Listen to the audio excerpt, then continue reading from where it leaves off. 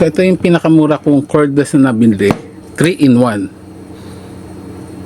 Around 3.5 yata o 4.5 ko nabili noon. Matagal na na Milwaukee. As in, hindi ko alam yung brand na Milwaukee. Sikat pala sa US. Basta nakita ko lang to sa kundi Facebook. Hindi, ano yata, OLX pa, diba? Ganun katagal. OLX nung mga time na yon, mga ano na siguro 10 to 13 years ago. Ang presyo na to nasa 3.5 to 4.5 cordless. Yan o. Kaso naubusan ako ng battery. Wala akong, naubos yung battery, parang nasira na, kumbaga hindi nagcha-charge. Wala na akong makuna ng battery nito. During that time, hindi pa sikat si Lazade. Tapos nakalimutan ko na isang tabi ko na to. Kagandahan kasi nito, ito meron na siyang pang drill, then meron pa siyang ganito, isang battery para sa lahat. Meron siyang pang yan, pang yung sa pang reciprocating saw, parang yan. Tapos teka, tanggalin natin. Ang pinaka gusto ko sa lahat, ito. Yan. Pag nakaganyan siya, ito ay jigsaw, nandito yung bala. Tapos pwede mo siyang pindutin dito, yan. Angat na ganyan, para siyang lagari na. Kung alam niyo yung sa Bayuman na ano, yung baril nila parang naging espada. Yan o, ang ganda ng pagkakagawa. Tapos gaganyan ko na. Pag nakaganyan, jigsaw siya, nakaganyan, jigsaw na. Pag pinress mo dito, sa gilid press, yan, para na siyang lagari. Yung pamutol ng 3 trunk, ganyan, dito yung bleed niya. So dahil nga wala namang nabibiling battery nito, hindi ko na nagagamit. So ngayon, may dalawa kasing pwedeng solusyon eh. Either one, palitan ko yung battery nito sa loob, ito, palitan ko yung battery sa loob, or two, itry ko itong generic na battery. So itong generic na battery, pag sinalpak mo siya, kasya siya kahit pa paano. Teka, salpak natin. Yan, salpak. Kasya siya, kaso ito tumatama oh. Pero yung sa luwag niya sa loob, mukhang sakto, pati yung mga pin, ito, saka ito. So ngayon, ang gagawin natin, kung makikita naman natin dito, wala siyang area dito putol. So putulin kaya natin to, then tingnan natin kung pwede na siya nang ating gamutin. So ngayon, labas natin ang JCK natin na mini drill. Ayan. Lakas. Binili ko to kasi nasira yung Dremel ko. Yung Dremel ko sandali lang nasira eh. Binili ko sa Gold Peak. Magandang story din yan. So ito, Gold Peak ko din binili. Yung tagal na sa akin. Ayun, try natin. So allegedly, ito ang puputulin natin. So ito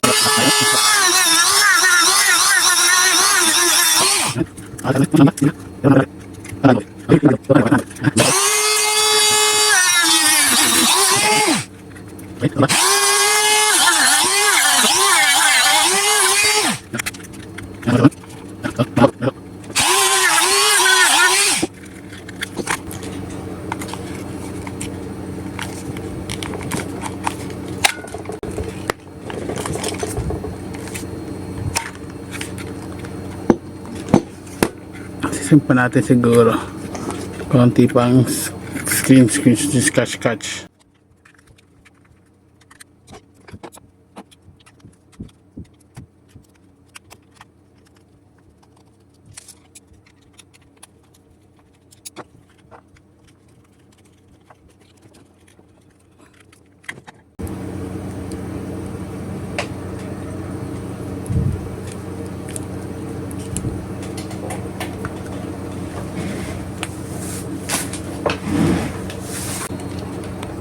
Okay, so ito walang connection yung isa, yan lang. Ito naman isa, yung sa isang terminal nila, ito is black is negative, tapos yung white nandoon. Tapos itong isa red, connected din siya sa isang template na red. Yan o. Kapag tinanggal natin to, yan ang itsura nya. So nakakonect yung plate na red dito sa loob. Yung positive, ito siguro puti pababa dito, so para sa negative. So ito para sa positive plate. So check natin to. Pag inangat natin to, pinaka tape nya, yung pinaka cover, yan.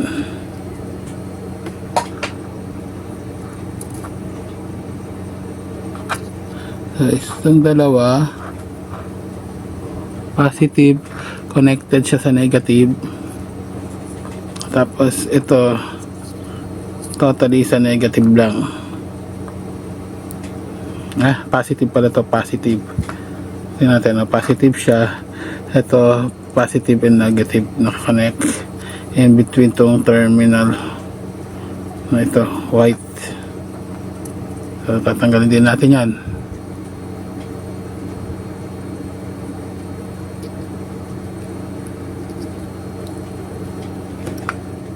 Ito yung magiging donor natin. So yung technically yung arrangement ng mga pattern nito, yung pagkaka-connecta nito, parehas naman yun dun kasi ano to naka halos 12 to 14 volts na yung connection. To series ang connection nito.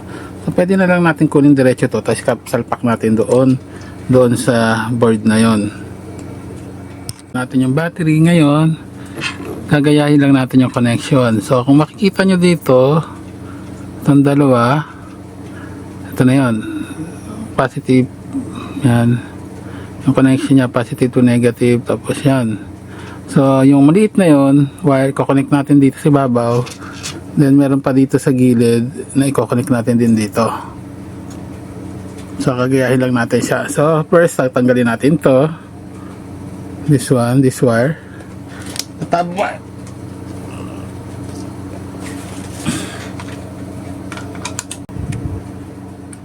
So ayan, dahan-dahan na natin kinakabit yung mga wires. So ipinalo lang natin yung dating ano nito, naka-connection. Negative to negative, positive to positive, medyo nakakalito lang. Pero tandaan nyo lang, yung battery is naka-series. So para mag-gets nyo din, kailangan nyo ng tester para katulad itong battery ito, hindi naka-indicate kung saan yung positive at negative. So kailangan ko munang i-check bawat isa. So ayan, kakabit na natin siya uli, isa-isa uli. So mamaya papakita ko yung finished product.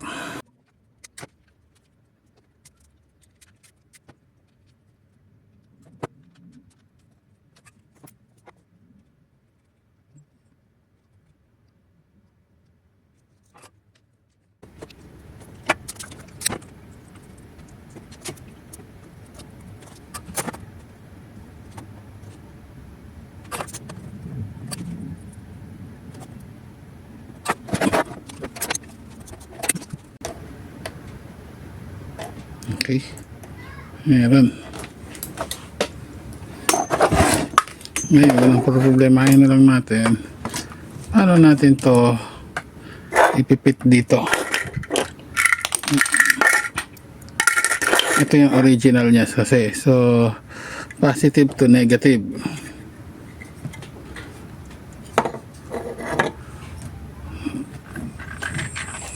Okay, nakahalagyan muna natin ng mga takip. Then kailangan natin tanggalin tong block. So putulin natin.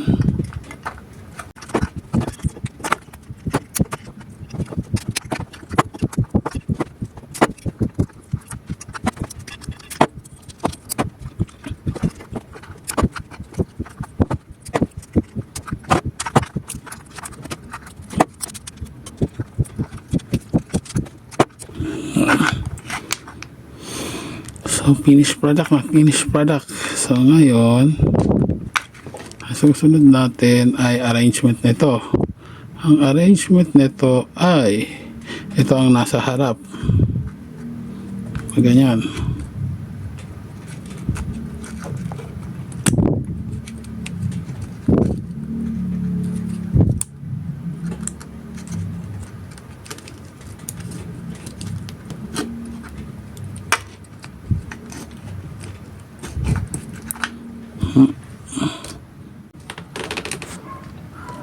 So, nakabit na natin lahat. Hindi ko na napakita kasi ang hirap ipit eh. Tinodo ko na lang muna. Ngayon, gagana kaya. So, pag natin. Uy, may ilaw. It's either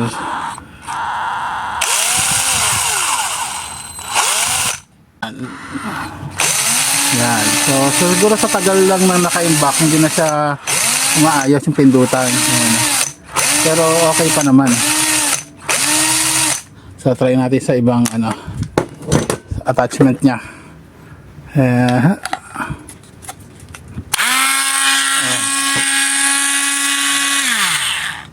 Itong isa mo ka na yun.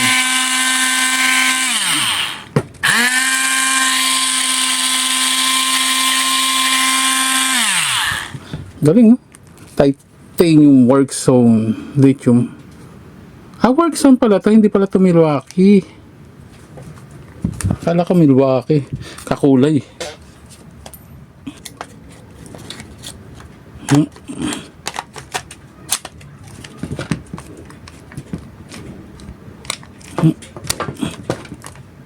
Ayaw. Ito, ayaw na. Mukhang goodbye na rin. Wala kasing ilaw to para malaman ko kung ito yata stock up na. Anyway, so at least yung iba ay gumagana pa. Sayang, maganda pa naman din to. Anyway, patry ko mamaya kung gagana.